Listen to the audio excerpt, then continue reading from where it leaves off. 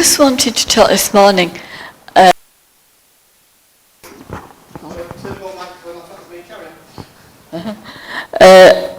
about how God cares for his people. You know, we all know that God does care and that he loves us and he's caring, he's compassionate. And I started thinking about how much God cared for different people in the Bible. I was amazed at how organised God was. It starts with creation and everything was done in order. You know, there was the sun and the moon and then the sea and the land. And the animals came in a certain order and everything. And finally God created Adam and Eve.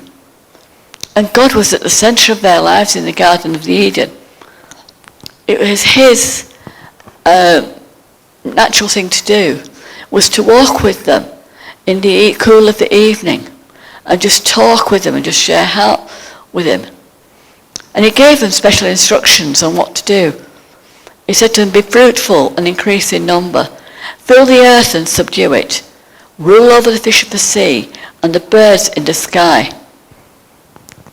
When Moses led the Israelites out of Egypt, God again gave them special instructions.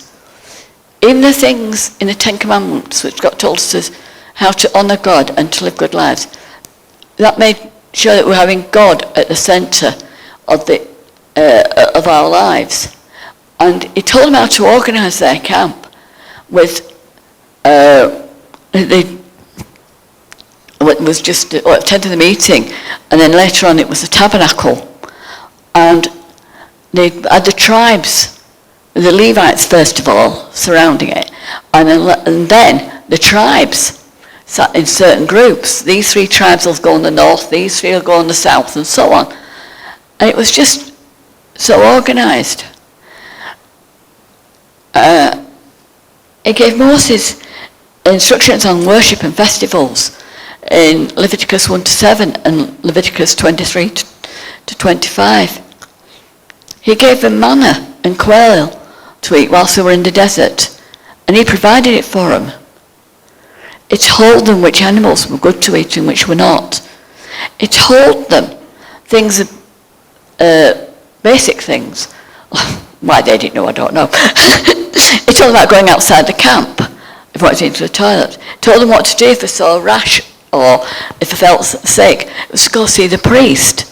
Or if there was a mould or a fungus on clothing or in the house, they had to get the priest to come and see and then isolate whatever it was.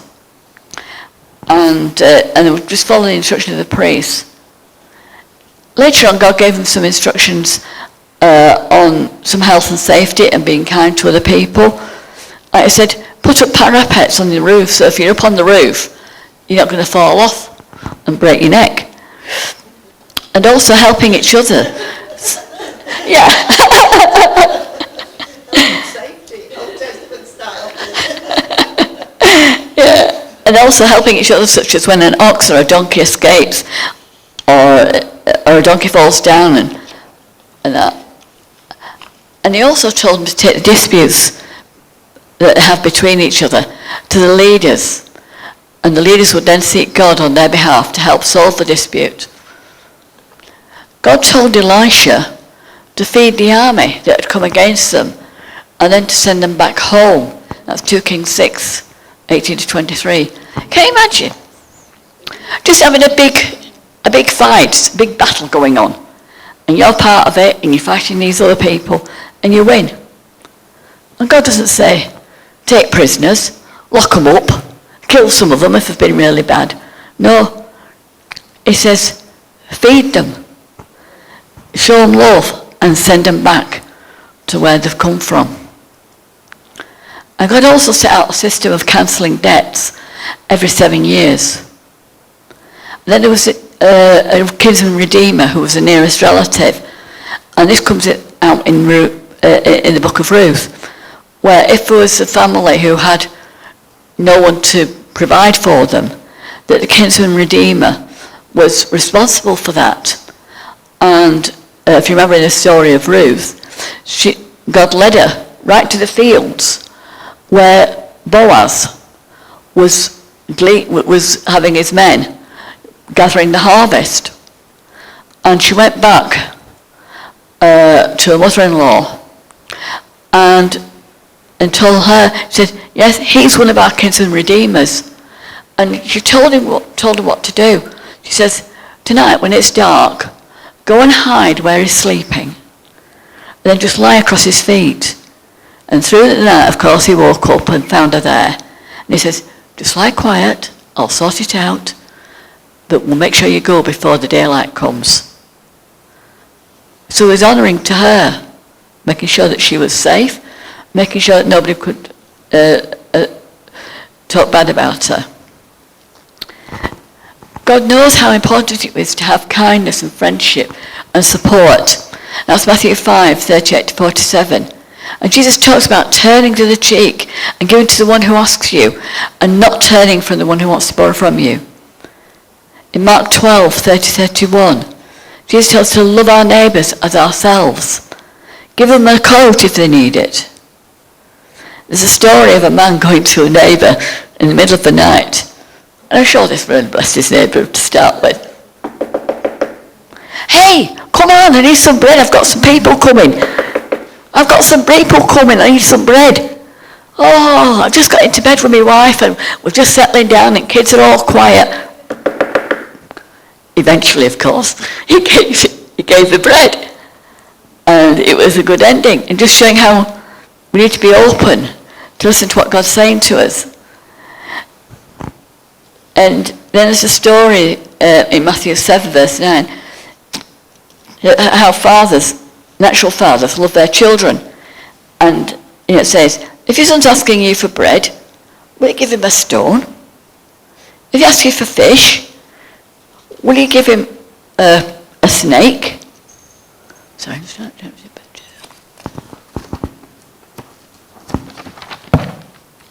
you know how to give good things to your own children. And in the same way, and even more so, our Heavenly Father knows how to give good things to us, his children.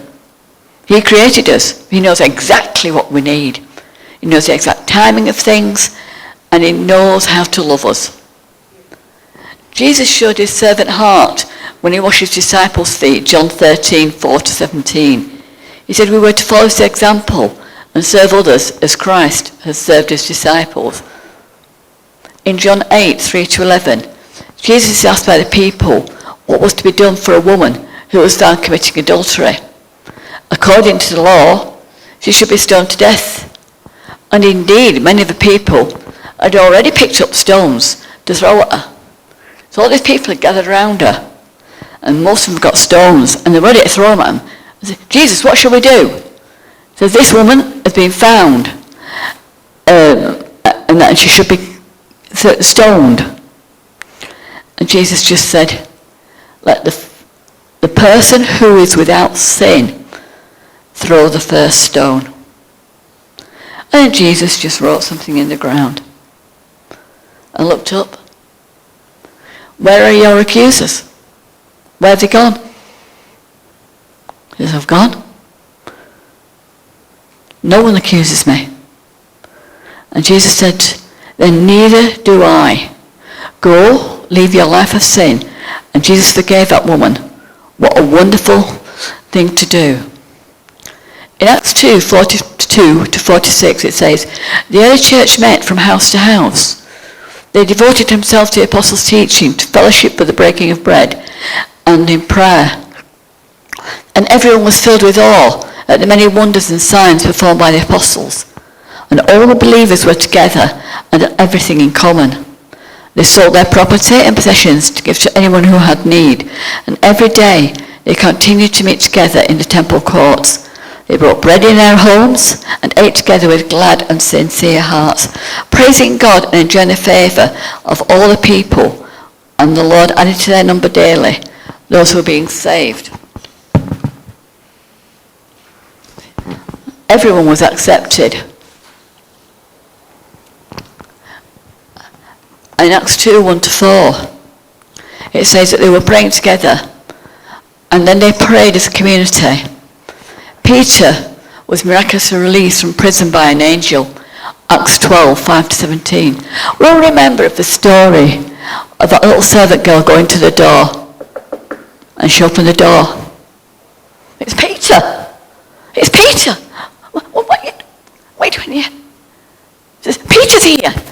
Don't be silly. Can't be. Yeah, it's Peter, come and see. She'd left him outside. Come in. So he shared with them, and then he went on his way to the next thing. In Acts 5:13, it says that no one else dared join them, even though they were highly regarded by the people. Nevertheless, more and more people still believed in the Lord and were added to the number. Remember when the Holy Spirit was given, I think it said 5,000 were added to the number on that one day. And Paul said of the early churches that they sent money from one church to another as they had need. And they prayed for one another. We all need this sort of community. Someone to show us love, support and encouragement. It's a vital part of our Christian life.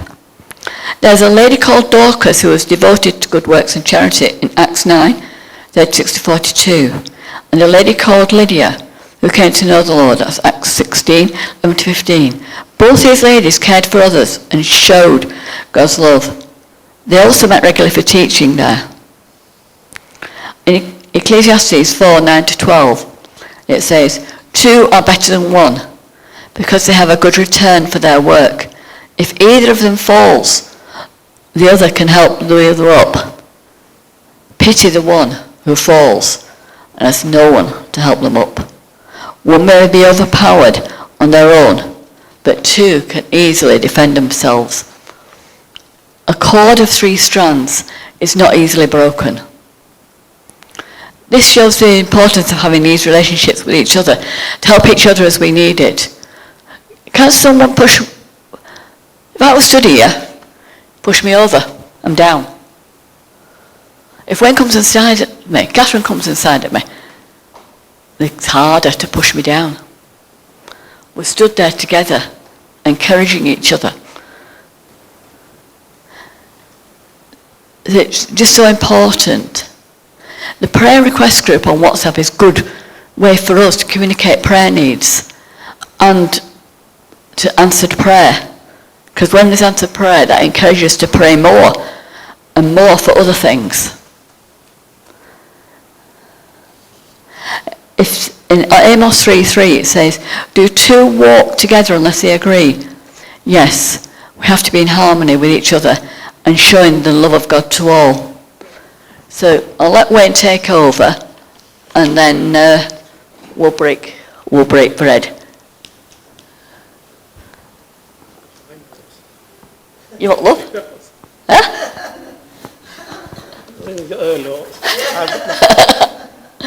From the heart into love. Right. Well, God's been reminding me what He's said to me over the years and how He's protected us. Yeah, He's told us that we'll sow faithful into nation, we'll reap a nation, though we're small in stature, we're big in heart. And the other week, I was laying in bed, awake in bed, and God gave me a word for 17 of them in Zimbabwe. So I sent it out, and every time I get a reply back from Robert, he always puts on the end, you're our spiritual and physical parents. Really? Robert? Yeah. Spiritual physical parents, Yeah. And out there, like, the car broke down, we were out there, middle at night, no couldn't get any help. And we just prayed over the car, and it started, and it kept going for another hour till we got back home. The car. And what else? In travel. We came back from Corfu one year, and we got to 27,000 feet, and only 2 engines on plane, and 1 failed. Stopped. And pilot said, I can get back to Manchester, but I might have difficulty getting over Alps. We do emergency landing in Italy. So everybody were panicking. They were all crying in tears. And I just said to Lillian, God's got us up. God's got us down. He'll get us down. And we landed. It was a smooth landing, wasn't it? And then when we were going down runway, there were 5 fire engines, 5 ambulances, and army coming to meet us. And the army surrounded us with guns at ready to fire at us, because it was a month after 9/11. So they all weren't there. And when I used to work at car parks, he protected us. Thank God. There was a 10-year-old girl left me a death threat because she was pulling me fencing down to make her downwind. I escorted her out. Said, "You don't come in here, you're bad from car park." So she left me a death threat to say if I touched the stuff, I'd die. And then there was another guy, he threatened to put my lights out because I put a fine on his coach. And another guy who was known to the police as a baddie, you might say, he enjoys firing air gun pellets at us. So I sorted all them out. But the one job I had to do at car park, and that was to remove a railway sleeper and put a new one in the footpath. I had no idea how to do it, so I said to God, "How do I do it?" And he says, "You get hold of one end, I'll get hold of the other end, and we'll do it between us." And it just popped out. And I put another one back in. So